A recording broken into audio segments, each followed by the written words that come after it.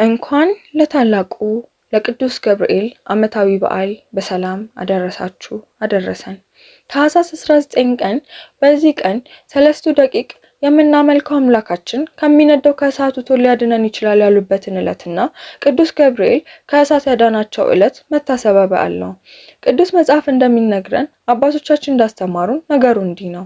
ዘመኑ ጣዖት የሚመለክበት ንጉሥ ናቡከደነጾር የእግዚአብሔር ሰዎች የቅዱስ ገብርኤል ወዳጆች የነበሩትን ወጣቶች ስም አናንያ ስድርቅ፣ አዛርያ ሚሳቅ፣ ሚሳኤል አብድናጎ ነበሩ። እንደሚነገረን ንጉሥ የጣዖት ምስል አሰራ። በገሊላ አውራጃ ያለውን ሕዝብ ጠርቶ ለጣዖት ያልሰገደ ወደ እሳቱ ውስጥ ይጣላል ብሎ አወጀ። በዛ መካከል ሰለስቱ ደቂቅ ነበሩ። የንጉሥ ትእዛዝ ነውና ሕዝቡ ሁሉ ለጣዖቱ ሲንበረከክ፣ እነርሱ ግን ቆመው ያዩ ነበር። የእግዚአብሔር የሆነ ሰው ምንም ነገር አያስፈራውምና ናቡከደነጾር እርሱ ላስቆመው ጣዖት አለመስገዳቸውን ሲሰማ ተናደደ፣ ተበሳጨም። እሳቱን 7 እጥፍ እንዲነድ አስደረገ።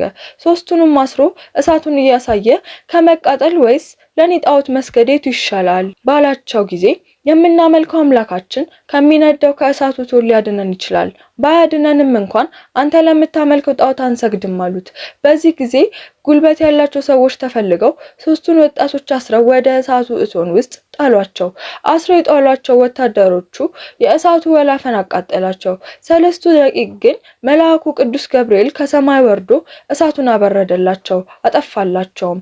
በዚህም ጊዜ ንጉሥ ናቡከደነጾር እንዲህ በማለት መሰከረ፣ እኛ አስረን የጣልናቸው 3 ነበሩ፣ አሁን ግን 4ኛው ሰው በእሳቱ ውስጥ ሲመላለስ ይታየኛል፣ እንዲያውም የአማልክት ልጆች ይመስላል አለ።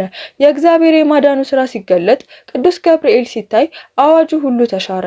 ጉልበቱ ሁሉ ለጣዖት ተብሎ የነበረው ጉልበት ሁሉ ለሰለስቱ ደቂቅ አምላክ ይሰግድ ይንበርከክ ተባለ። ይህንን ሁሉ ታኅሳስ 19 ቀን ሆነ። በዚህም ምክንያት በታላቅ ደስታ እናከብረዋለን። ለእግዚአብሔር ምስጋና ይሁን። የመልአኩ የቅዱስ ገብርኤል ጥበቃው ረድኤቱ በረከቱ አይለየን።